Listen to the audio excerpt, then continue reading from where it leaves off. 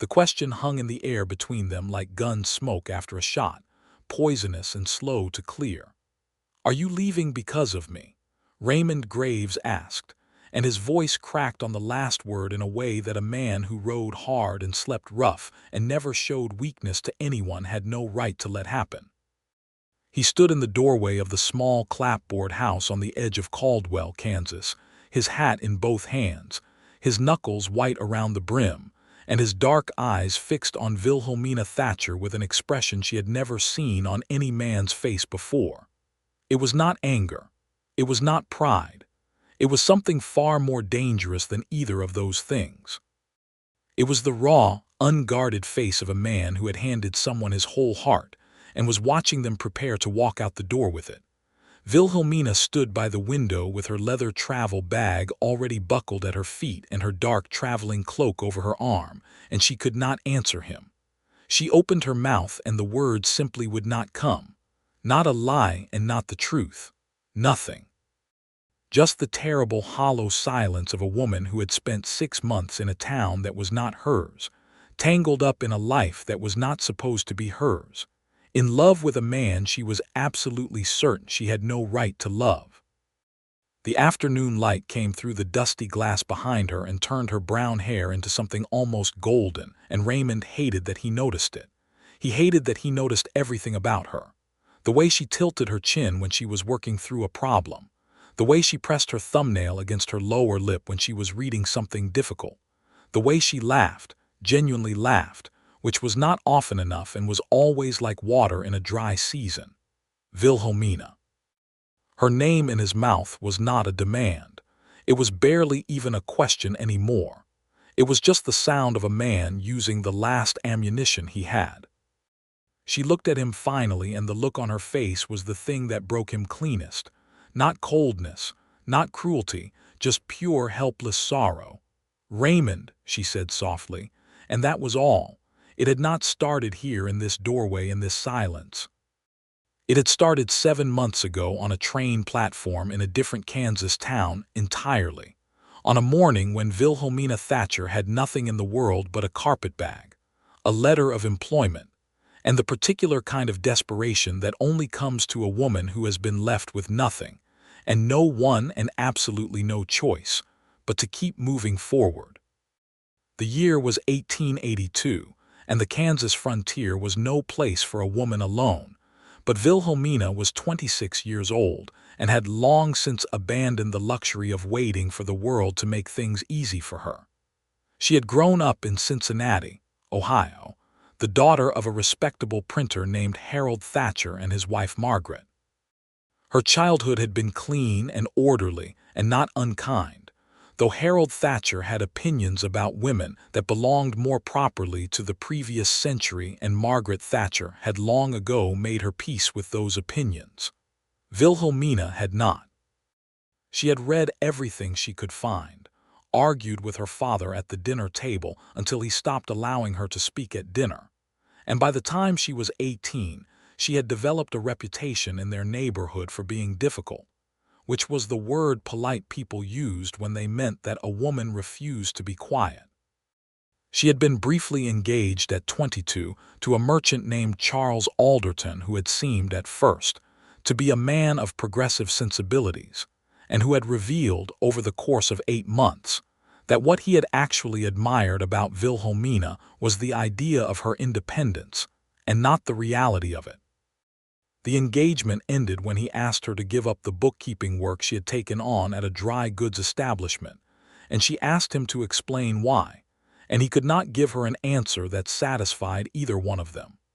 Her father died when she was 24, leaving debts she had not known about and a printing business that could not sustain itself without his particular set of relationships.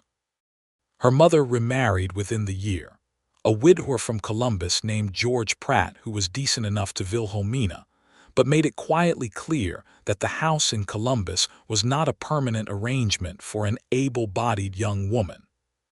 So at 25, Wilhelmina Thatcher had packed a carpetbag and answered an advertisement in a national newspaper placed by a Dr. Emmett Hale of Caldwell, Kansas, who required a literate woman of competent character to serve as a bookkeeper and correspondence manager for his medical practice. The pay was modest.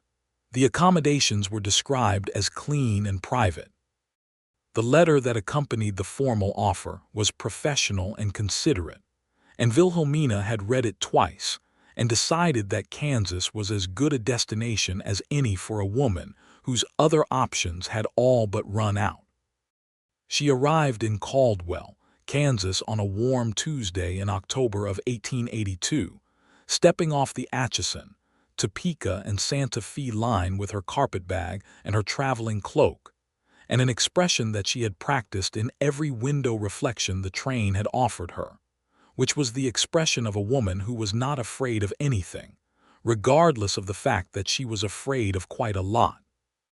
Caldwell in 1882 was the last of the great Kansas cattle towns in its prime, sitting right on the edge of Indian Territory, a place where Texas Trail drivers ended their long drives and spent their wages and their energy with equal enthusiasm. It was loud and dusty, and full of a kind of ambient menace that Wilhelmina felt in her chest when she first stepped onto the main street, though she squared her shoulders and walked straight and did not let it show on her face. Dr. Emmett Hale met her at the platform. He was a small, neatly dressed man in his late 40s with wire-rimmed spectacles and a beard that was already going gray at the edges, and he shook her hand with the firm, distracted grip of a man whose mind was already 3 tasks ahead of his body. He was kind. He was also clearly run off his feet, and within 20 minutes of meeting him, Wilhelmina understood that the advertisement had understated both the volume of work required and the degree of organizational chaos she was walking into. Dr. Hale's records were a disaster. His correspondence was 6 weeks behind. His supply orders were a mess of duplications and gaps. She was not alarmed by any of this. She was, in fact, quietly thrilled, because a large problem was a problem that could absorb her completely, and complete absorption was exactly what she needed. The accommodations turned out to be a small room at the back of the office building on Kisham Street, private indeed, with a narrow bed and a good window and a wood stove that only smoked badly in strong north wind. She decided it was fine. She had decided a great many things were fine in the past year and a half. The first time she saw Raymond Graves, she was 3 weeks into the job and it was early November, and she was at the front desk of Dr. Hale's office working through a stack of invoices from a medical supply company in St. Louis when the door opened and cold air and the sound of the street came in together. She looked up. The man who came through the door was tall, with the kind of build that comes from real physical work rather than any deliberate effort at it, broad across the shoulders with a lean waist, and the easy, slightly guarded movement of someone who had learned to be aware of every room he walked into. He was probably 29 or 30, with dark hair that needed cutting and a jaw that was not perfectly shaved and dark eyes that moved around the room quickly when he came in, cataloging things, and then settled on her with an expression she could not immediately read. He was wearing the practical, worn clothes of a working rancher, dusty from the trail, with a Colt single-action Army revolver on his hip in a plain leather holster that showed serious use. He was not the kind of man who wore his gun for show. She had already learned to tell the difference in Caldwell. "I need to see the doctor," he said. His voice was low and even with the slight flatness of the Texas plains under it. "Do you have an appointment?" Wilhelmina asked, which was a professional question she had asked 15 times that day, and which caused this particular man to look at her with an expression she would later identify as the specific surprise of a man who had not expected to encounter a woman asking sensible questions in a doctor's office in a cattle town. "No," he said. "Is it urgent?" she asked. "My hand," he said, and he held it up, and she could see the cloth wrapped around it was dark with dried blood in a way that answered her question clearly. "I will let him know you are here," she said, and she did, and she returned to her invoices. He came out of the back room 20 minutes later with his hand properly bandaged and stood at the desk to settle the account. She recorded it in the ledger without looking up for more than a moment. "Raymond Graves," he said when she asked his name. "Wilhelmina Thatcher," she said when he asked hers, because he did ask, which she had not expected. "You are new," he said. 3 weeks, she said. "How are you finding it?" he asked, and the question was genuine, not polite noise. Genuine. She looked up at him then. "Loud," she said, "and busy, but I find busy preferable to the alternative." Something shifted in his expression, not a smile exactly. Something smaller and more private than a smile. "Me too," he said. He paid his account and left, and Wilhelmina returned to her invoices and did not think about it more than was reasonable, which she told herself was not very much at all. She learned about Raymond Graves the way you learned about anyone in a small frontier town, which was in layers and from multiple sources, and with the understanding that every story came shaped by whoever was telling it. Dr. Hale told her that Raymond ran a cattle operation south of town on land he had claimed 7 years ago, when the territory had opened, that he was known as a fair but demanding employer, and had a reputation for honesty that was not as common as it ought to be in the cattle trade. The woman who ran the dry goods store on the corner told her that Raymond Graves had come west from somewhere in Tennessee originally, and that there was something dark in his past back there, though she was not sure of the particulars. The deputy marshal, who stopped in once a week to check on things, told her that Raymond had occasionally worked as a part-time stock detective for the local cattlemen's association, tracking stolen cattle, which explained the alertness she had noticed, and possibly also the worn holster. What she did not learn from anyone in those first weeks was the thing that mattered most, which was the specific weight of silence that gathered around Raymond Graves sometimes, especially in the late afternoon when the town was settling into its evening roar, and the light went amber and long. She only learned that particular thing later, and she learned it by being near enough to notice it herself. He came back to the office 10 days later, not for treatment but to pay a remaining balance on an account, and he stayed and talked to her for 11 minutes. She knew it was 11 minutes because she was watching the clock on the wall behind him and trying not to let it look like she was watching the clock, and she catalogued every minute in a way she later found extremely embarrassing in retrospect. He had questions about Caldwell that were not the questions tourists asked. He wanted to know what she had observed about how the town worked, who the power was actually concentrated in, what patterns she had noticed in who came through the doctor's office and in what condition. It was the kind of detailed, analytical conversation that Wilhelmina rarely got to have with anyone, and she found herself talking more freely than she had intended to. "You notice things," he said at the end of it, and it was not a compliment exactly, more like a recognition. "It helps with the work," she said. "It helps with a lot of things," he said. He came back 2 weeks after that, and then a week after that, and then the intervals shortened until it was simply a given that Raymond Graves would come by Dr. Hale's office 2 or 3 times a week, sometimes with a reason and sometimes without one, and would stand at the front desk or, when the waiting room was empty, sit in the chair nearest the window and talk to Wilhelmina. Not about nothing, about real things.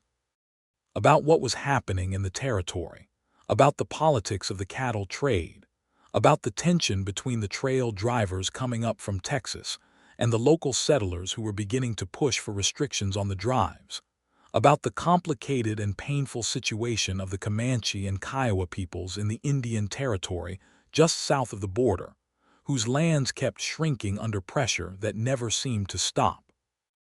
Wilhelmina found these conversations so valuable that she began to anticipate them in a way she found concerning, because anticipation was a kind of vulnerability, and she had learned to be very careful with vulnerabilities. But December came and the temperature dropped hard, and the trail drives were over for the season, and the town quieted significantly. And one evening Dr. Hale closed the office early, and Wilhelmina found herself at a loose end, and walked down to the hotel dining room because the small cookstove in her room was not adequate for the chill. And Raymond Graves was there at a table by himself with a cup of coffee, and a look on his face that was the closest she had yet seen him come to the expression of a man who did not quite know what to do with himself. She hesitated at the door, genuinely uncertain. He saw her before she could decide and stood up, not in the formal performed way but simply because it was what you did, and he gestured to the chair across from him. "Join me if you like," he said, "unless you are meeting someone." "I am not meeting anyone," she said. She sat down. The waitress brought her coffee and a plate of biscuits she had not ordered but which turned out to be exactly what she wanted, and they talked for 2 hours about everything and nothing. And somewhere in the middle of it, the formal distance she had been maintaining with careful, deliberate effort simply dissolved, and she laughed genuinely at something he said about a mule named Congressman that he had owned for 3 years, and that had strong opinions about its workload. And he looked at her when she laughed with an expression she did not analyze immediately because she was too busy laughing. It was later, lying in her narrow bed with the wood stove ticking in the corner and the cold pressing against the window, that she analyzed it, and what she concluded was that Raymond Graves looked at her the way people look at things they had not expected to find and did not know quite what to do with the finding of, like a prospector turning over a rock. She told herself this was observation, not hope. She was very firm with herself about the distinction. The winter in Caldwell was harsh in the particular way of the Kansas plains, which was less about the depth of the cold than about the relentlessness of the wind that drove it. The north wind off the open country came under doors and around windowsills and seemed to have a personal grievance with warmth of any kind. Wilhelmina bought a heavier coat from the dry goods store and learned to put extra wood on before she slept and got on with things. In January, there was a crisis. A diphtheria outbreak hit the poorer end of town with sudden ferocity, the kind of infectious nightmare that every frontier settlement lived in fear of, and Dr. Hale was run nearly to breaking. Wilhelmina stopped being a bookkeeper and became whatever was needed, which included nursing assistants and supply management, and the grim, necessary task of writing letters to the families of those who did not recover. 4 people died in the first 2 weeks, all of them children. This was not unusual for diphtheria in 1882, but unusual and unbearable were different categories of experience, and Wilhelmina found herself sitting in her room on a Friday evening in February, with the specific, hollowed-out exhaustion of someone who had spent 3 weeks watching medicine fail people it should have been able to save, and she cried for a long time by herself, which she was entitled to do. There was a knock at her door around 9 o'clock that evening. She wiped her face and answered it, and Raymond Graves was standing in the narrow hallway with his hat in his hand and a covered dish from the hotel kitchen, and a look on his face that told her he had heard, though he did not say so directly. "I thought you might not have eaten," he said. She had not. She let him in. He set the dish on her small table and looked around the room once, not intrusively but just taking it in, and then he sat in the single chair, and she sat on the edge of the bed and they ate together, and she told him about the 4 children, and he listened without trying to fix it or minimize it or redirect it into something more comfortable. And she found this so unusual in a person that she had to actively work not to make too much of it. They sat together for 3 hours that evening. He told her something she had not known about him, which was that he had lost his younger brother Thomas in the war, not in battle but to dysentery in a camp in Virginia in 1863, when Raymond had been 10 years old and already too old in the ways that mattered.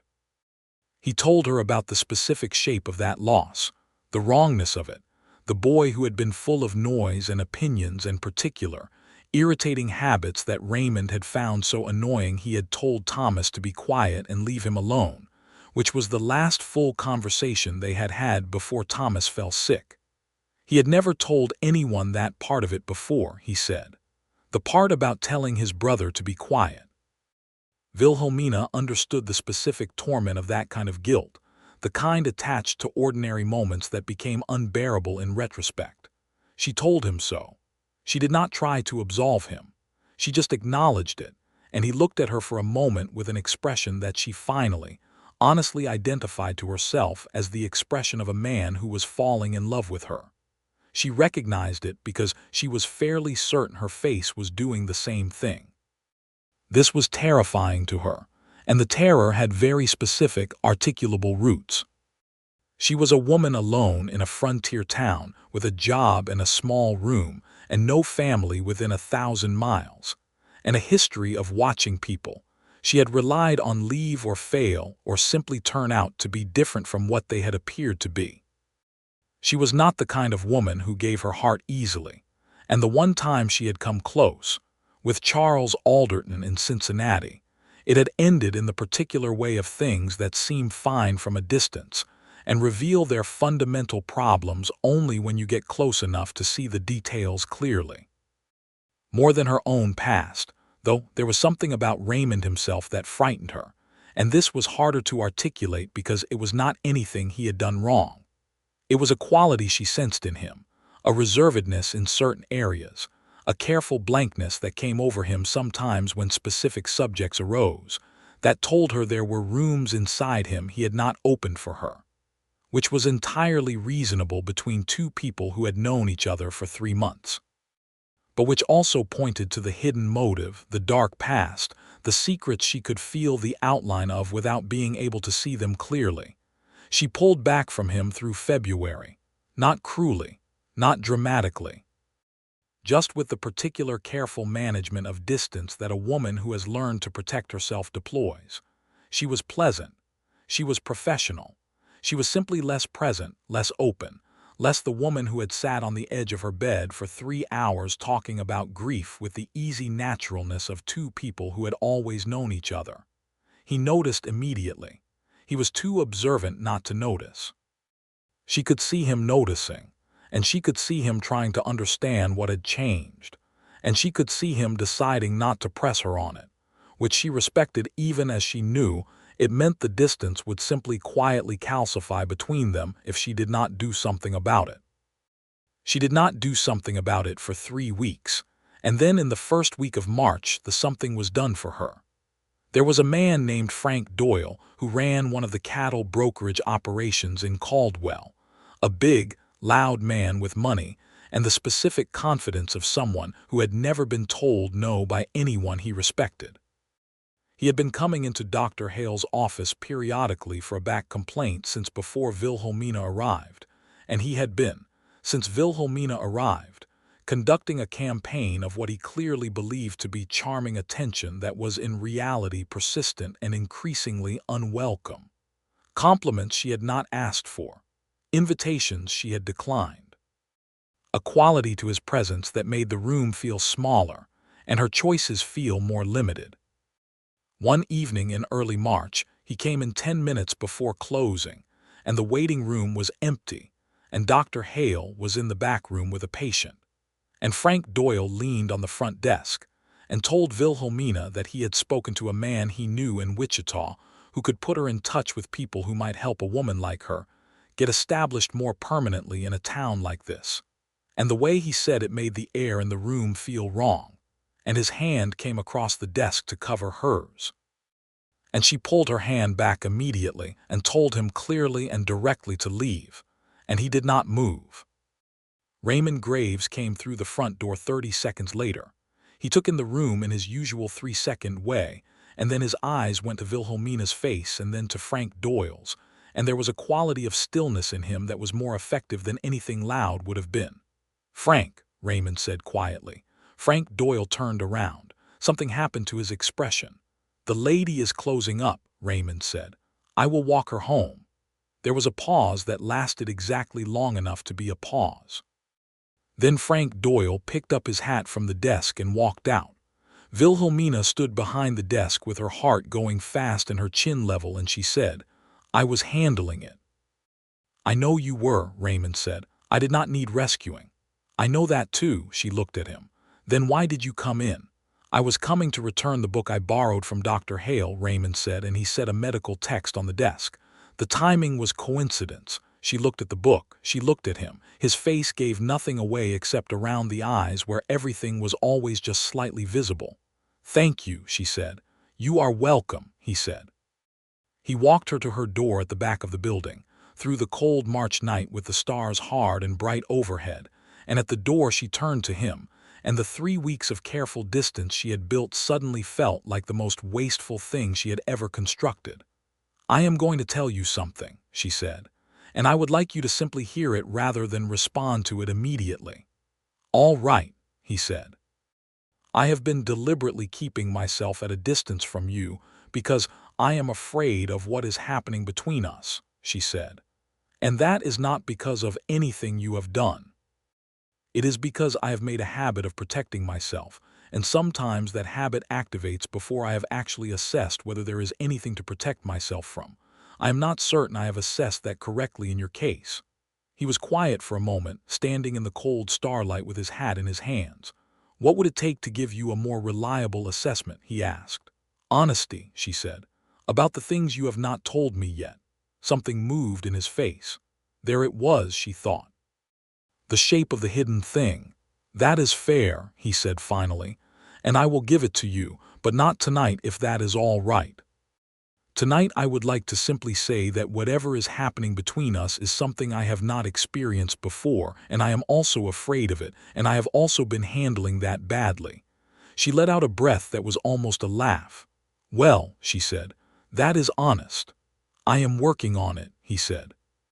She went inside, and she lay in her narrow bed and stared at the ceiling and acknowledged to herself, formally, that she was in love with Raymond Graves, which was terrifying, and was also apparently going to be something she was simply going to have to live with, which was not the worst problem she had ever been assigned.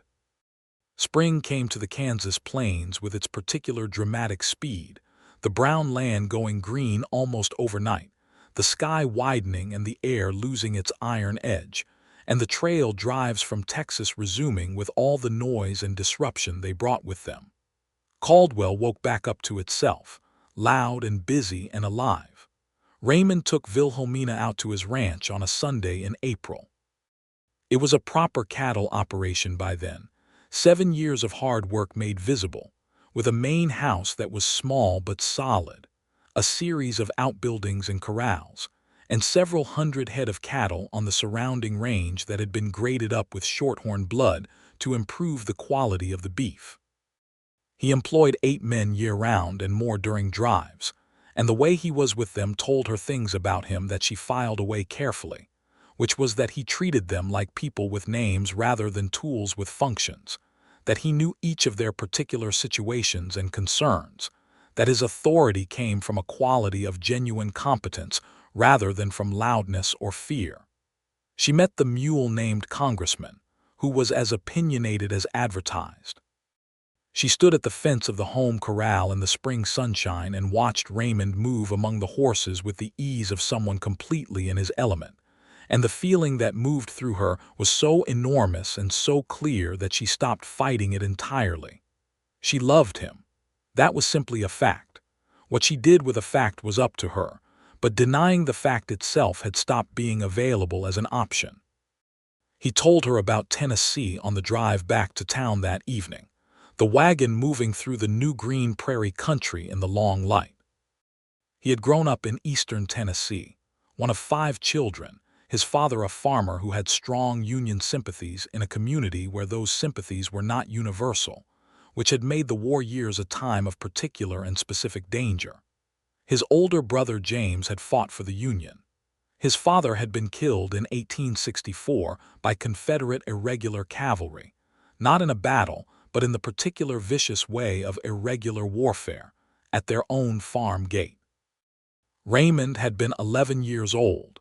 His mother had moved them to a town in Missouri afterward, and when he was 17, he had left for the Western Territories, because staying in Missouri had felt like remaining inside a wound. He had come to Kansas and worked as a trail hand, and then as a cattle buyer, and then, when the Caldwell area opened for settlement claims, had claimed land and spent the following years building what he now had. The part-time work as a stock detective was something he did because the theft it addressed was real and harmful to legitimate ranchers, and because his particular set of skills made him useful, but it was not something he took pleasure in. The dark past part, Wilhelmina said quietly, and he looked at her sideways. I beg your pardon. When people in town mention you, there is always a suggestion of something in your past that is dark, she said. I believe what you have told me is the relevant part of it. He was quiet for a moment. There is one more piece, he said. Tell me, she said. When I was doing detective work 3 years ago, I tracked a band of cattle thieves from the Cherokee Strip down to a camp south of the line. There were 5 of them. One of them was a boy who was probably 17, who I am certain was in that company under some form of coercion rather than by genuine choice. The confrontation went wrong. 3 of the 5 were shot, including the boy. He paused. I was not the one who shot him, but I was the one whose actions led to the confrontation, and I have carried the weight of that boy's death since then in a way that does not get lighter. Because he was innocent, she said. Because he was young and afraid and I could see it, and I still let the situation come to what it came to, Raymond said. Wilhelmina thought about the care she had seen in him with his ranch hands, many of whom were young. She thought about the listening she had experienced from him, the quality of attention he brought to other people's pain. She thought about the way he stood in rooms, always slightly apart, always watching. She understood now what he was watching for. You have been trying to do better since then, she said. Trying, he said. I am not always certain I am succeeding. The trying is the relevant part, she said. He stopped the wagon. They were out on the open prairie a mile from town, the sky going pink and gold above them, and he turned on the wagon seat to look at her with the full, unguarded force of whatever lived behind his usual careful expression. Wilhelmina, he said, I would like to court you properly if you will allow it. She looked back at him. I would allow it, she said, with the understanding that I am a woman with opinions and work and a life of my own that I intend to maintain. I would not want any version of you that was less than that, he said. And the simplicity and absolute sincerity of this statement was so different from anything Charles Alderton had ever said to her that she had to look away for a moment to manage her face. The courtship was, by the standards of Caldwell in 1882, relatively unconventional, in the sense that Wilhelmina continued to work and Raymond continued to work, and they spent time together in a variety of ways that were not primarily about performing the rituals of courtship, but about actually being in each other's company.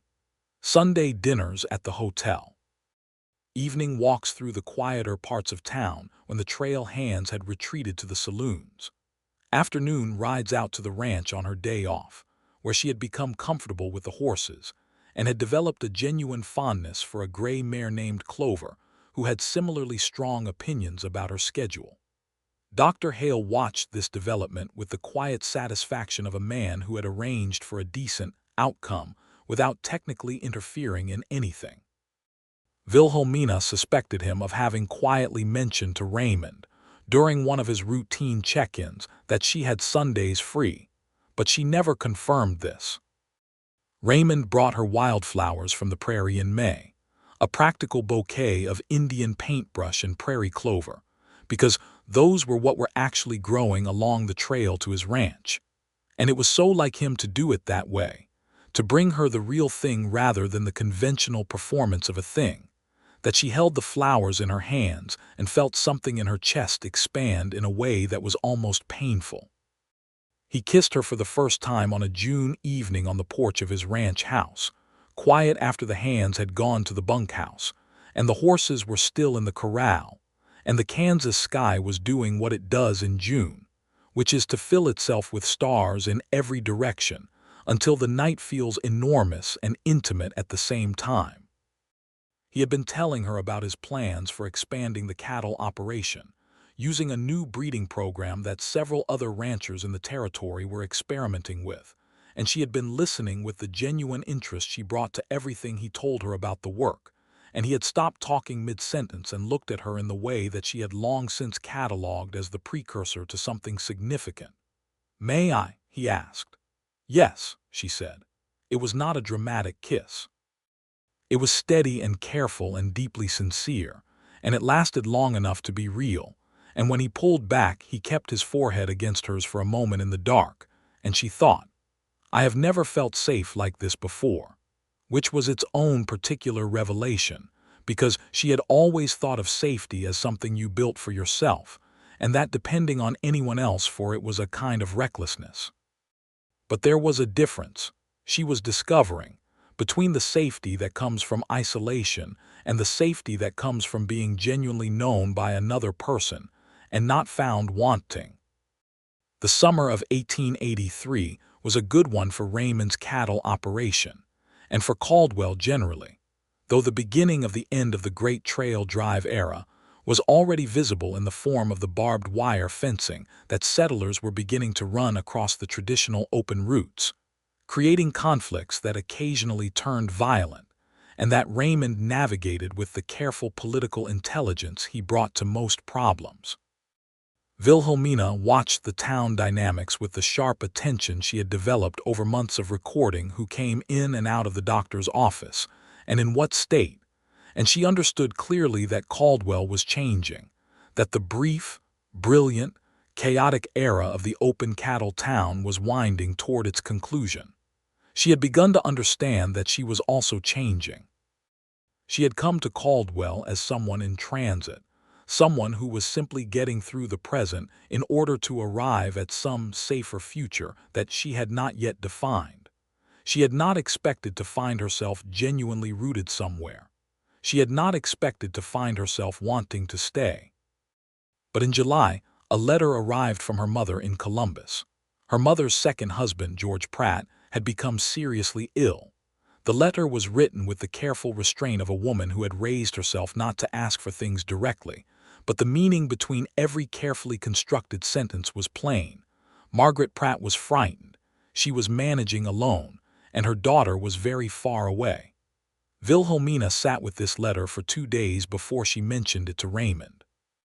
She sat with it because she needed to think through what it meant without the added complexity of his reaction, which she anticipated would be generous in a way that would make the decision harder. She was right about his reaction. She told him on a Sunday evening at the hotel, and he listened without interrupting, and when she had explained the situation he said, "Of course you should go to her, there is no question about that." "It is not simple," she said. "Your mother needs you," he said. "That part is simple. The rest of it is not," she said. "I have a position here, I have." She paused, and the pause was doing a lot of work. "I have a life here that I did not have when I arrived." He looked at her steadily. "Which is not going anywhere," he said. "Columbus is not close," she said. "No," he agreed. "It is not." They looked at each other across the small hotel table with all the unspoken weight of what they had not yet formally named between them, and Wilhelmina felt the first stirring of the fear that would build over the following weeks into something enormous. Not fear of losing him, exactly. Fear of the impossible arithmetic of obligation and love and distance, and the way those three things refused to add up to anything clean. She went to Columbus in August. She told Dr. Hale she would need a month, possibly 2, and he was understanding and promised to hold her position, which she was grateful for. Raymond drove her to the train station in his wagon at 5 in the morning, and they stood on the platform in the early cool, and he held both her hands and looked at her and said nothing for a moment, just looked at her, and she understood with the absolute clarity of that particular kind of moment that she was very probably going to marry this man if the universe permitted it, and also that the universe did not always permit things, and she was aware of this fact. "Write to me," he said. "Every week," she said. "I will write back twice," he said, and she laughed, and then the train was there and she was on it. Columbus was harder than she had expected. George Pratt had a respiratory illness that the doctor there was treating with some optimism, but not a great deal of certainty. And Margaret needed someone to manage the household, and the communications, and the negotiations with the doctor, and the apothecary, and the neighbors who came with concern and casseroles in equal measure. Wilhelmina did all of this with the competence she had always brought to practical problems, but the emotional weight of it was significant. Her mother also had opinions about Raymond Graves. Or rather, her mother had opinions about Wilhelmina's situation, which had been described in the letters home over the preceding months with what Wilhelmina had thought was appropriate restraint, but which had apparently communicated more than she had intended. "You are in love with this rancher," her mother said on the second evening, not as a question. "I have strong feelings for him," Wilhelmina said, with the careful precision of a woman who had decided not to use the simpler and more accurate language. "Wilhelmina," her mother said, "you are 27 years old and you are using phrases like strong feelings. What is actually the matter?" The matter, it turned out, was something Wilhelmina had not quite articulated even to herself until her mother asked the direct question, which was that she was afraid of losing herself. Not to Raymond specifically, who had shown her no evidence that he would require any such sacrifice, but to the general forces of circumstance that had a habit of requiring women to abandon their own lives in service of other people's, and which she had no certainty she would be strong enough to resist if the situation demanded it. Her mother listened to this and was quiet for a long time. "Your father," Margaret said finally, "required that of me, the abandonment you are describing." "I do not regret my life, Wilhelmina, but I am telling you plainly that the man you are describing from your letters is not your father, and I think you know that." Wilhelmina was quiet. "The question is not whether he will require it of you," her mother said. "The question is whether your own fear will require it of you regardless." This was a more precise diagnosis than Wilhelmina had received from anyone, including herself, and she sat with it for the rest of the time in Columbus.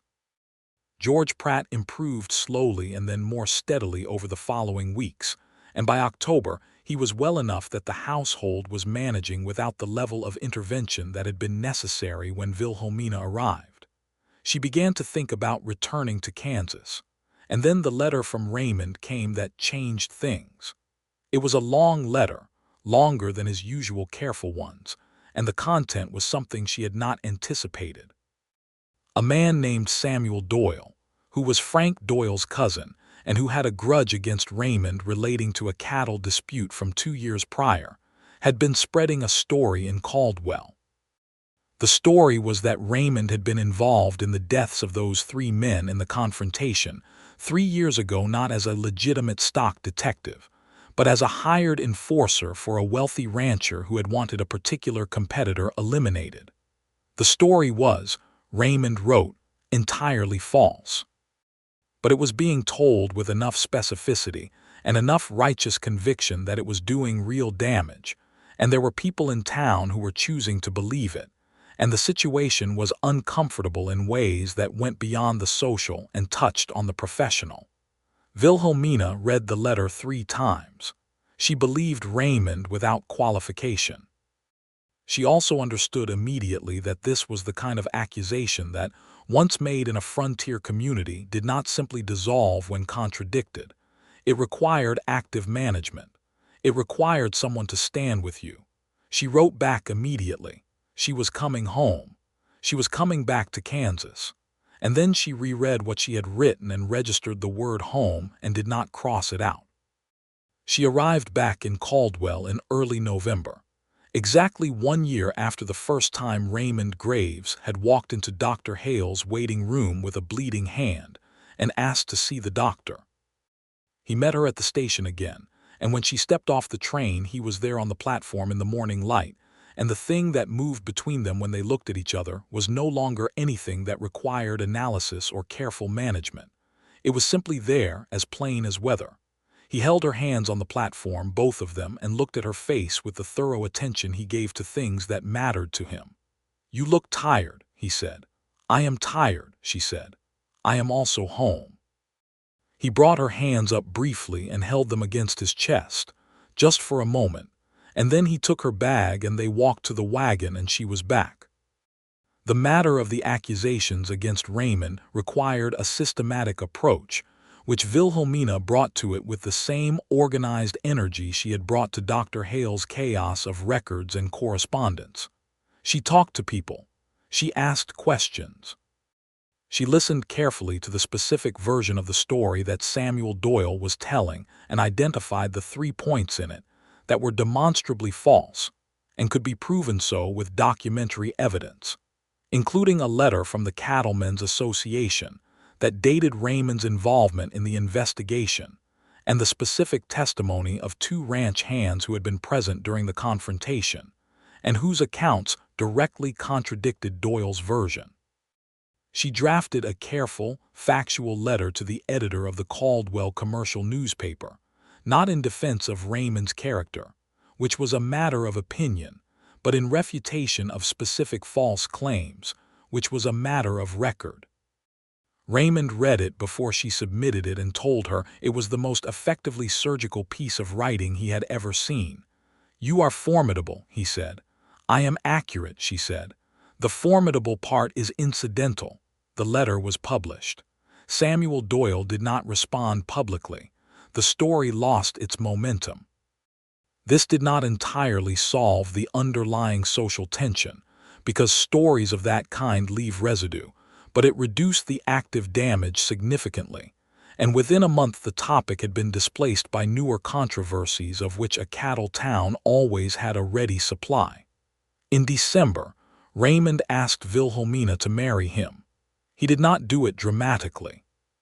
He did it on a Tuesday evening in her small room at the back of Dr. Hale's office, where he had stopped by after a late meeting in town and found her at her table working by lamplight through the accounts for the month. And he sat in the chair across from her and waited until she looked up, and then he said, "I would like to ask you to marry me, Wilhelmina, and I would like you to take as much time as you need to think about it. And I want you to know in advance that my asking is not contingent on a particular answer, and that however you answer it, I will continue to think of you as the most remarkable person I have encountered in my life." She put down her pen. She looked at him for a long moment. "I do not need more time," she said. "No," he said. "I am going to say yes," she said. "And I want to say it now because I have spent a very significant portion of the past year being afraid of exactly this, and I am tired of being afraid of it. I love you, Raymond. I would like to marry you." The expression that moved across his face then was one she had never seen on it before, not in all the variations she had catalogued over the preceding year, and she realized it was simply pure, undefended happiness. The expression of a man who had not let himself expect this, and was now confronted with the reality of it. He came around the table and took her hands and pulled her to her feet, and kissed her with a thoroughness and sincerity that was extremely adequate, and then they stood together in the small lamplit room in the middle of the Kansas winter, her face against his shoulder and his arms around her, and she thought, this is the thing she had been protecting herself from all this time. Not the pain of it, the openness of it, the absolute and terrifying freedom of being fully present in something real. They were married in February of 1884 at the small Presbyterian church on the east side of Caldwell, in a ceremony that Dr. Hale attended as witness, and that was otherwise modest and direct, which suited them both. Wilhelmina wore a green wool dress that was the best thing she owned, and that Raymond later said made her eyes look like February sunlight on creek water, which was such a specific and unexpected piece of poetry from him that she made him say it again to be sure she had heard it correctly. She had written to her mother, and Margaret Pratt wrote back with her particular restrained warmth and the clear undertone of someone who was deeply relieved. George Pratt sent a formal congratulatory note and a set of silver-plated hairbrushes that were extremely handsome. They moved into the ranch house that spring. Wilhelmina had been clear that she wanted to continue her work for Dr. Hale, and Raymond had been clear that this was entirely her decision to make, and they had agreed on an arrangement that worked for both of them, which was that she would continue part-time through the spring and summer while they established their life together at the ranch, and would reassess what she wanted to do from there. She was 28 years old and capable, and had no intention of diminishing herself for the convenience of any arrangement.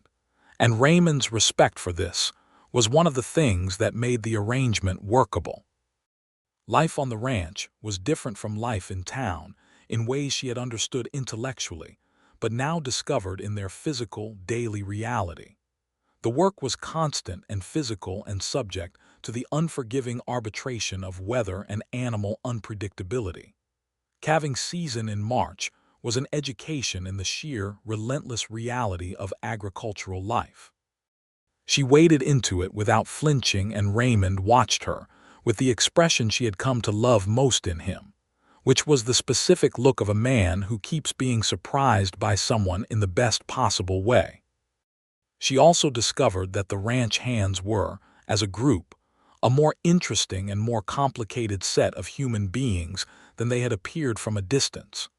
There was Jessie, who was the oldest and had been with Raymond the longest, and who made no secret of the fact that he had been evaluating her since the first time Raymond brought her out here, and had apparently concluded she was acceptable.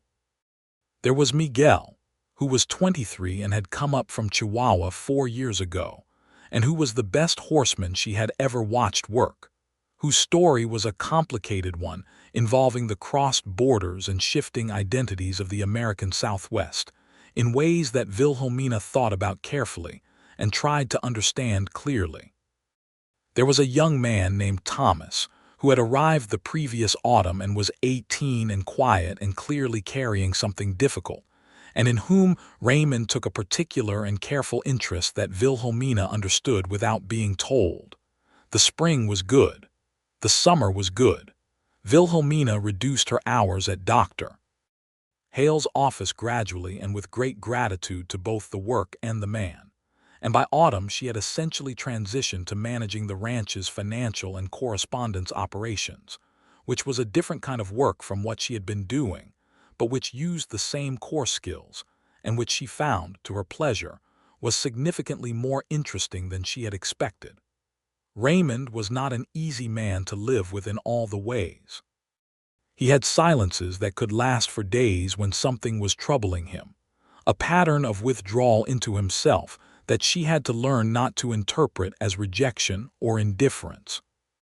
She was direct with him about this more than once, and he listened and acknowledged it and tried, with genuine effort, to communicate more before the withdrawal became complete. He was not perfectly successful at this, but he was honestly and persistently trying, which she valued more than perfection. She was not easy to live with in all the ways either.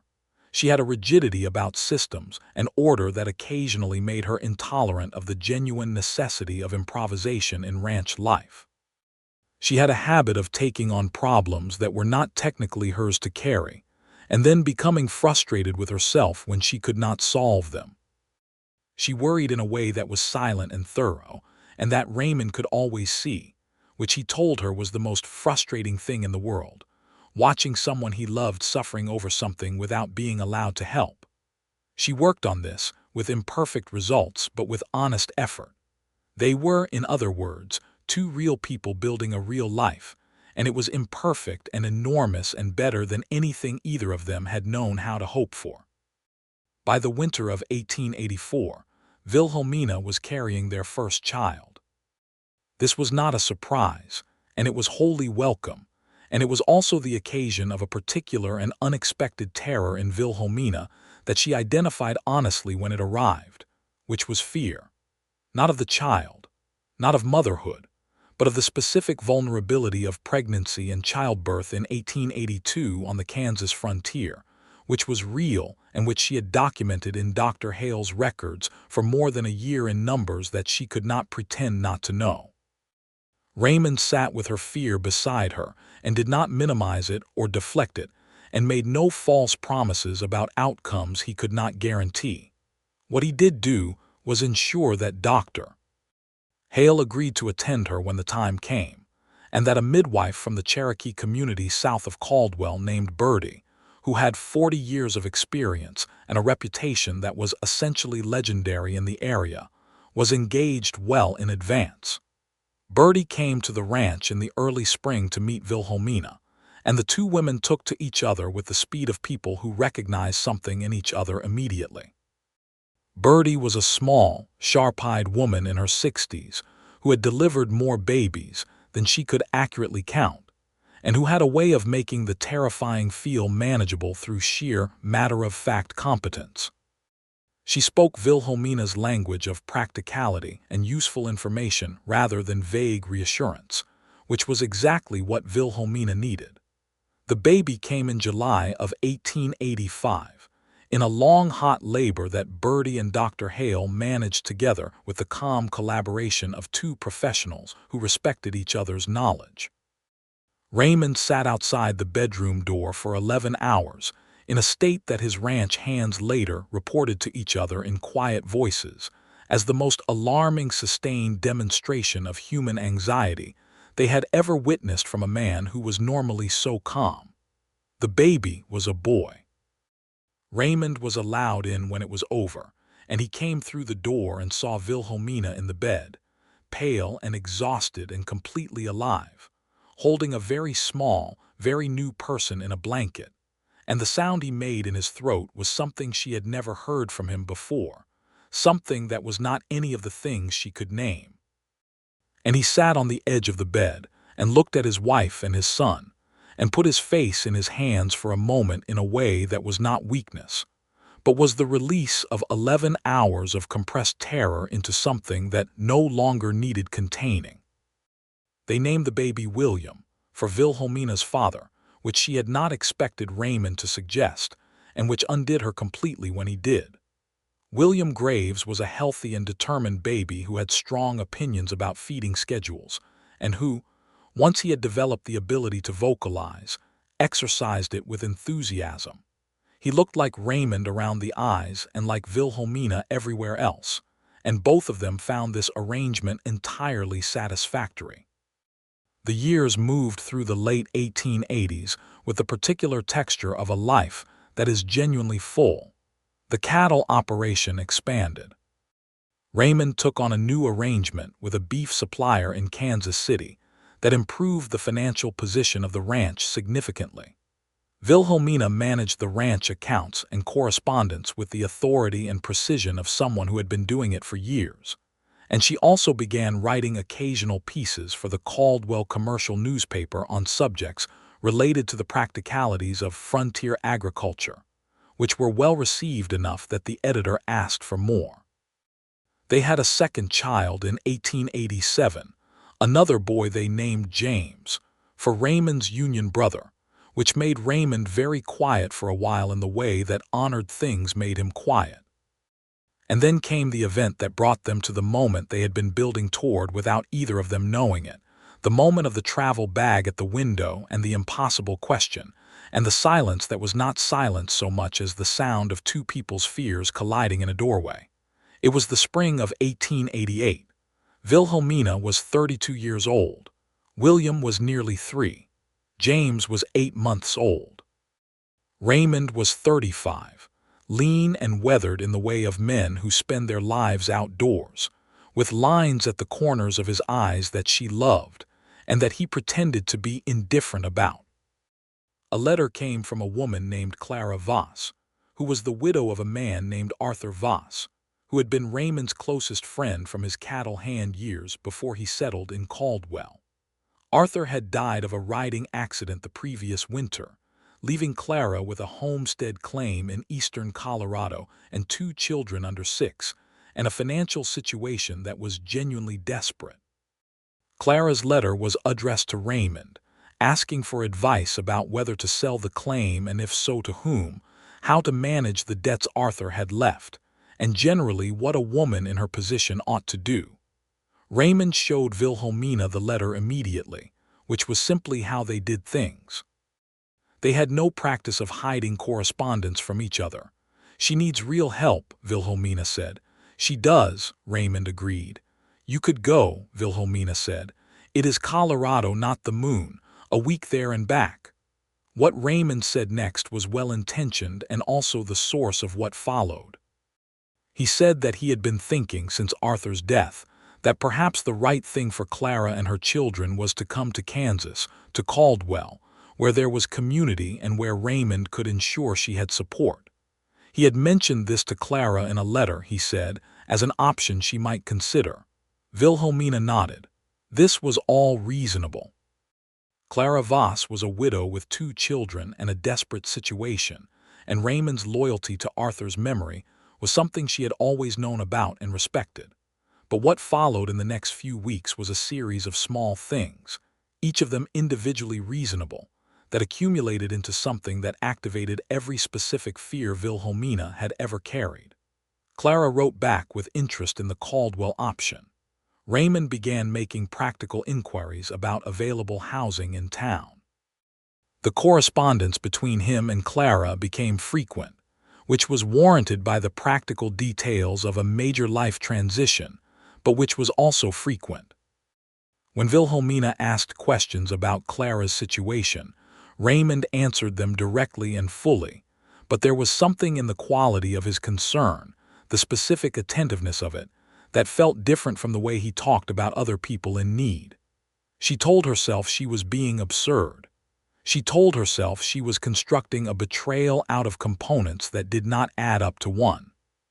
She told herself that the man she had married was the most honest person she knew, and that she had personal evidence of this over 5 years. She also could not fully silence the older, quieter voice that said, "You gave yourself to someone completely, and the thing you feared was always that it would cost you too much to get back if you had to." She did not say any of this to Raymond. She managed it in the way she had learned not to manage things, which was alone and in silence. She organized it in her head. She packaged it. She put her travel bag on the bed one morning while Raymond was out in the fields, and she held it in her hands and thought, "I could go to my mother. I could take the boys and go to Columbus, and I could think clearly from there without the daily proximity of something I cannot yet name." She had not made a decision. She was just holding a bag. Raymond came in at noon unexpectedly.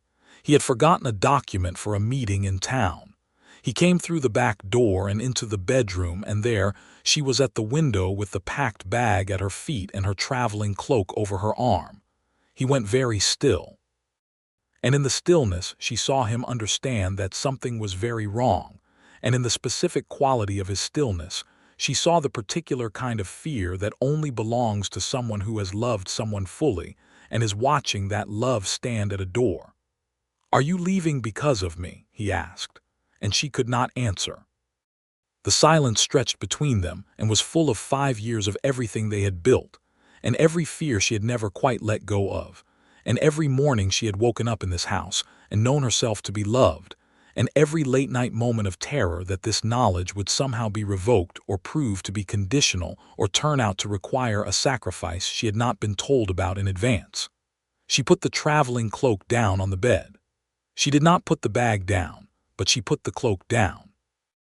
"I am not leaving," she said, and her voice was not steady. "I was thinking about leaving, and the difference between thinking about it and doing it is the conversation we have not had yet." He crossed the room in 4 steps and stood in front of her, and he did not touch her, because he understood her well enough to know that this was not a moment for physical comfort but for being heard. "Tell me," he said. She told him everything, not the managed version, not the version that was careful about being fair and reasonable. The actual version, which included the fear that Clara Voss represented something she could not identify and could not fight because it had no name, and the older fear underneath it about the specific vulnerability of having loved someone this completely and what it would cost her if it went wrong, and the oldest fear of all, the one her mother had named in Columbus years ago, which was that her own fear might require of her the abandonment that she had been afraid someone else would require. Raymond listened to all of it. He did not interrupt. He did not defend himself. He let her say everything she needed to say, and then he was quiet for a moment. "Clara Voss," he said, "is a woman I have never met in person and for whom I feel the specific obligation of an old friendship and nothing more. I can tell you that plainly, and I will tell you anything else you need to know about that situation that will help." "That helps," she said, "but it is not the whole thing." "No," he said, "I know. The whole thing is older than Clara. Yes. He put his hands in his pockets and looked at her with the direct, undeflected look that she had loved from the beginning. I have been afraid of the same thing from the other side, he said. Not of what you were afraid of, but of the inverse. Of the possibility that I have made my life so completely around you and the boys, and this place we have built, that if you were not here, I would not be able to find myself in the pieces. And I have known for a long time that this is the specific kind of love that makes a person vulnerable in a way that nothing else in the world does. And I have carried that vulnerability without telling you about it because I did not want you to feel the weight of it. She looked at him. So we are both afraid, she said. We are both afraid, he agreed. That is what it means to love someone this much. She set the travel bag down. She put it on the floor beside the window and she did not pick it back up. She crossed the space between them and put her arms around him, and he held her with the full steadiness that she had been holding herself away from for 3 weeks in the grip of a fear that had been real, but had never, not for a single hour, actually reflected what was true between them. They stood together in the afternoon light of the bedroom for a long time, and she could hear in the distance one of the ranch hands moving horses in the corral, and the particular sound that William made when he was waking up from a nap in the next room, which was a sequence of conversational noises addressed to no one in particular. We need to talk more, she said into his shoulder. When things accumulate, I need to not do what I just did, which was carry something alone until it grew too large. I need to do the same, he said. Clara Voss, she said. We should help her properly. I would like to write to her myself with practical suggestions, and if she comes to Caldwell, I would like to meet her and be a friend to her. I am not afraid of her. I was afraid of something I was using her to represent. I know, he said. I want you to meet her. I think you would like her. I expect I would, Wilhelmina said. They talked for 2 hours that afternoon, the honest, difficult, necessary conversation that they should have been having for 3 weeks and had not. And by the end of it, something had shifted between them that was not a repair, because it had not been broken, but was a deepening. The kind of deepening that only comes from going into a hard place together and finding that you can move through it without losing hold of each other. Clara Voss arrived in Caldwell in June of 1888, a practical, direct woman in her early 30s with 2 small children who had her late husband's red hair and her own sharp intelligence. And Wilhelmina liked her immediately, which was both gratifying and also the occasion of a private conversation with herself about the specific foolishness of having nearly destroyed something real over a fear she had constructed from almost nothing. Clara settled in Caldwell with Raymond and Wilhelmina's active help, finding a house and a position doing bookkeeping for one of the mercantile establishments, and her children joined the small community of children that was beginning to develop in the growing town. She was a good neighbor and a genuine friend, and she and Wilhelmina developed the kind of frank, straight-talking friendship that is rare and valuable, and which Wilhelmina had never quite had with another woman before. The summer of 1888 moved through its long, hot months with the contentment of people who have survived a crisis and come out on the other side knowing themselves and each other more clearly. Raymond built a new room onto the ranch house, larger than the one he had planned originally, and added a proper porch that caught the evening breeze from the southwest. And they sat on that porch in the evenings, with William running in the yard and James moving carefully on young legs along the porch rail. And Wilhelmina read or wrote and Raymond worked through the ledgers. And sometimes they talked, and sometimes they sat in the specific companionable silence of 2 people who are entirely comfortable in the same space. In the fall, Wilhelmina discovered she was expecting a 3rd child. She told Raymond on the porch on an October evening with the sky going its spectacular autumn purple and orange, and he was quiet for a moment, and then he put his arm around her and held her against his side and said, "Good," in the simple, absolute way of a man for whom that word covered everything. The winter of 1888 was cold and deep, and Bertie came to stay at the ranch house in January because the birth was due in February, and the travel would be difficult in hard weather. Bertie and William developed an alliance of mutual appreciation, based on their shared view that most adults had an unreasonably conservative approach to how much a person ought to run around before dinner. James, who was 18 months old and had Raymond's eyes and a personality that was already entirely his own, regarded Bertie with the deep suspicion of a small person being observed by an expert. The baby came on a cold, clear February night in 1889. This time the labor was shorter and Raymond was still outside the door, but for a more reasonable 6 hours before Bertie opened it and told him to come in and meet his daughter. A daughter. He stood in the doorway looking at Wilhelmina and the small, sleeping face in the blanket, and Wilhelmina said, "Come here, Raymond."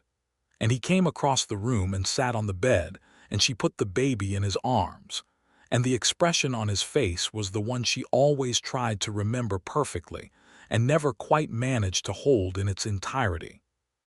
They named her Margaret, for Wilhelmina's mother, who received the news in Columbus with a letter that was, for her, effusive, which meant it was 2 full pages instead of 1, and contained 3 direct expressions of happiness rather than her usual more encoded versions. Life continued to build itself in the years that followed, the way good lives do, not in dramatic climaxes but in the accumulated weight of real days. William grew into a serious, curious boy with a talent for horses that he had entirely from Raymond, and a talent for reading that he had entirely from Wilhelmina, and a tendency to combine these interests by reading in the saddle, which alarmed everyone except Clover the gray mare, who had long since concluded that William was her particular responsibility. James was 3 years younger and entirely different in nature, louder and more social and deeply interested in how things worked mechanically, which in the context of a cattle ranch meant a constant and sometimes costly engagement with machinery that he was trying to understand by taking it apart. Raymond found this both exasperating and deeply recognizable.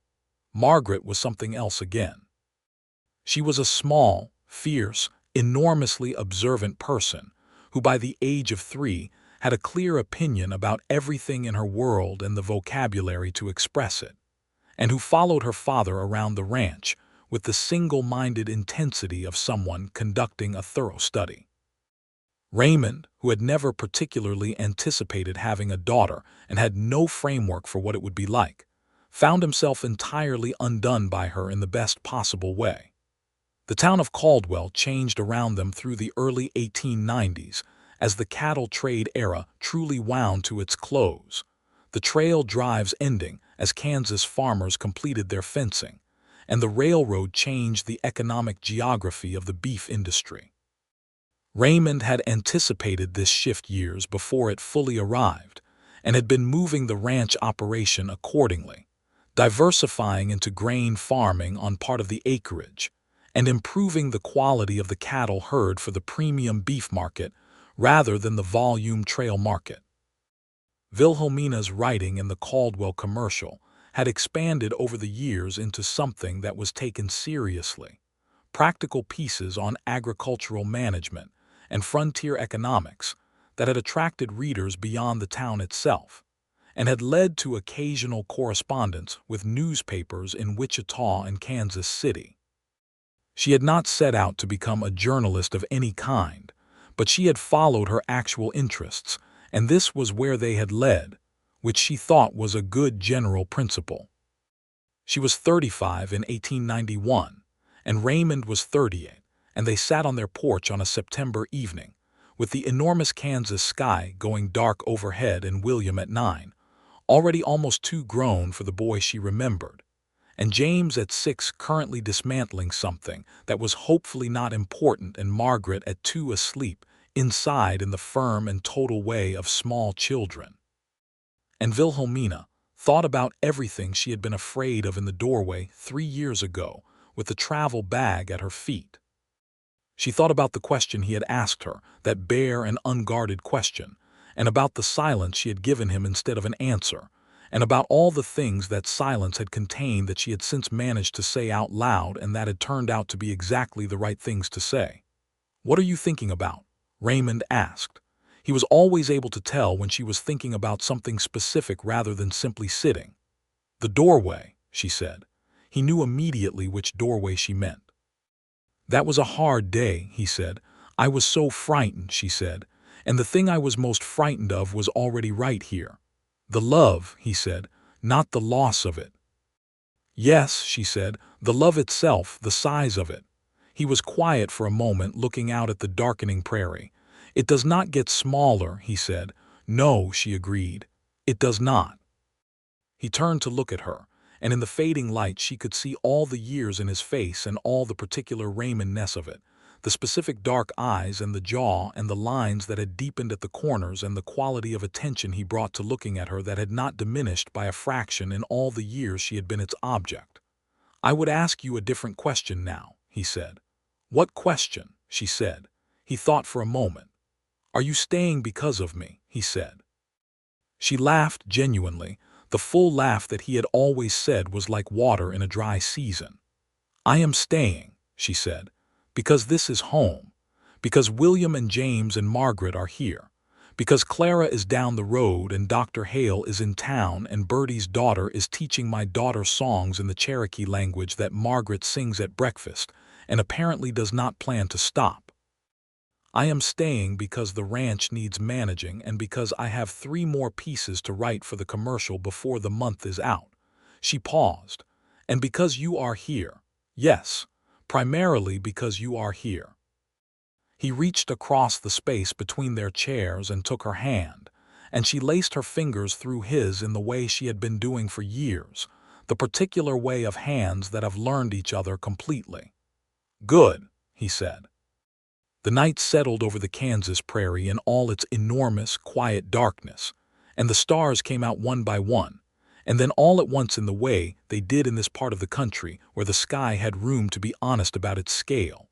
And Wilhelmina sat in the chair on the porch of the house she had made a home with the man she loved, and listened to the sounds of the ranch in the dark, the horses in the corral, the distant sound of coyotes somewhere out on the flats, the wind moving through the grass, and felt the particular and specific quality of a life that had turned out, against many of the odds she had calculated for it, to be exactly right.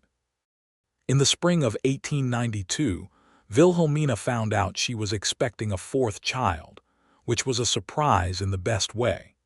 She told Raymond with the directness she brought to all significant things, and he received it with the warmth and steadiness she had come to rely on as one of the true constants of her life. Bertie, who was now in her 70s and had somewhat reduced her midwifery work, made an exception for Wilhelmina, which she announced with the pragmatic affection of a woman who had known this family for 7 years and was not going to miss the occasion. "I have delivered 3 of yours," she said to Wilhelmina when she arrived in the autumn, "and I will deliver the 4th, and then perhaps I will retire and let younger hands take over." The 4th baby was a girl, born in the early morning of a November day in 1892, healthy and loud, and immediately demonstrating the specific Thatcher Graves combination of strong will and clear opinion. They named her Ruth, which was no one's name specifically, but which both Raymond and Wilhelmina had always liked for the quality of steadiness it carried.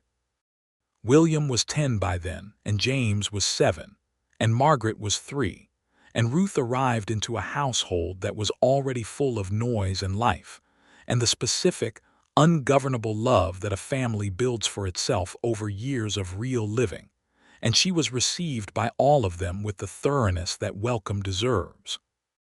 Raymond held Ruth on the first morning of her life, in the particular way he had held each of his children, carefully and completely, as though the holding itself was a kind of promise he was making. Wilhelmina watched him from the bed, tired in the deep-down way of new mothers, and thought about the man who had come into a waiting room with a bloody hand and asked to see the doctor, and about all the distance between that moment and this one, and about how none of it had been a straight line and all of it had been necessary. She thought about the question, Are you leaving because of me? She thought about the silence she had given him instead of an answer.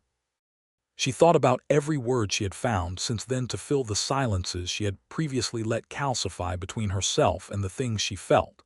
Every honest conversation they had managed to have in the years since the doorway. Every morning she had woken up in this house beside this man and known without having to think about it that she was exactly where she had chosen to be. She was not leaving. She had never, ultimately, been leaving. The bag at her feet had been the last convulsion of a fear that had served her well for years and had finally, in that doorway, outlived its usefulness. The silence that had answered his question had not been emptiness. It had been the last moment before she stopped protecting herself from the one thing in her life that had never required protection from. Clara Voss came by that first week with soup and congratulations, and a present for Ruth that was practical and well chosen, which was her nature, and she sat with Wilhelmina in the warm kitchen, while the November wind pushed at the windows outside, and they talked about practical things and impractical things with the ease of people who had been honest friends for years. Dr. Hale came out from town and examined Ruth, and pronounced her entirely satisfactory in the way that he announced all good outcomes, with the brisk relief of a man who had seen enough of the alternative to never entirely take the good news for granted. Bertie came to say goodbye at the end of the month, genuinely retired now, passing her work on to her granddaughter who had trained under her for years and who was, Bertie said with the authority of someone who had seen everything, more than adequate. She held Ruth for a long moment before she left and said something in Cherokee that Wilhelmina did not understand but which had the quality of a blessing, and then she looked at Wilhelmina with the sharp, knowing eyes that had seen her through 4 births and said, "You are well." "I am very well," Wilhelmina said. "Good," said Bertie, and she went home. Christmas of 1892 was abundant in the way that years of work and genuine care create abundance, not extravagance but fullness. William had made presents for everyone in the family with the serious, competent craftsmanship of a 10-year-old, who had been paying close attention to how things were built. James had decorated the front of the house with a level of enthusiasm that exceeded his available materials in several areas. Margaret had composed and delivered a speech at dinner about the year that she had clearly been working on for some time, and that had Raymond keeping his expression very steady in the way he did, when he was fighting something that wanted to come out as a laugh, but that was too filled with love to be entirely a laugh. Ruth slept through most of Christmas in the way of 2-month-old babies, occasionally registering an opinion about the noise level. After the children were asleep, Raymond and Wilhelmina sat together in the front room of the ranch house, with the fire going and the cold pressing against the windows, and the particular quiet of a house full of sleeping children, which is the specific and irreplaceable sound of everything you love being safely present.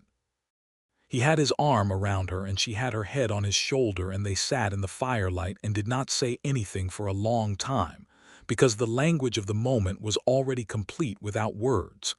"Do you remember what I said to you on the train platform?" he said finally, "when you left for Columbus that first time?"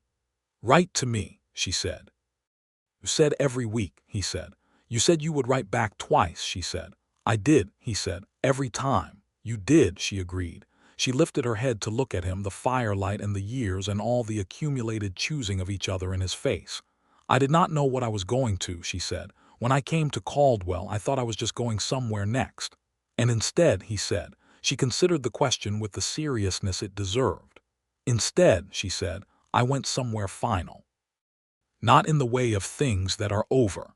In the way of things that are what they are going to be, for as long as they last." He turned to look at her with the full, clear expression of a man who had nothing left to hide, and nothing left to manage, and nothing in the world he needed to be except exactly what he was. "That is the best thing," he said quietly, "that you have ever said to me." She held his eyes for a moment in the firelight, and then she turned back to the fire and leaned against him and felt his arm tighten around her. And outside the Kansas winter was doing what it did. relentless and enormous and entirely indifferent to the small, warm light in the ranch house window. And inside the fire burned steadily, and William and James and Margaret and Ruth slept in their rooms, and the clocks ticked, and the horses were quiet in the corral, and Raymond Graves sat on the settle with his wife. And neither of them needed to be anywhere else on the face of the earth. They had built something real. Out of fear and honesty, and the particular courage it takes to stop protecting yourself from love, and let it be as large as it needs to be. Out of a woman with a carpetbag on a train platform, and a man with a bloody hand in a waiting room, and all the ordinary mornings and hard conversations, and genuine laughter and silent evenings that had accumulated between those 2 points into something neither of them had known how to want until they had it. It was not a perfect life. It was better than that. It was a real one, and it was theirs completely. The stars over the Kansas prairie burned in their ancient, enormous patterns above the dark flat land, above the ranch and the town and the Indian territory to the south, and all the complicated, difficult, beautiful reality of the West in this particular decade of this particular century. And Wilhelmina Thatcher, who was also Wilhelmina Graves, who was 36 years old and exactly where she was supposed to be, listened to the fire and the wind and the breathing of her sleeping house and felt, without reservation or qualification, that this was enough. It was more than enough. It was everything.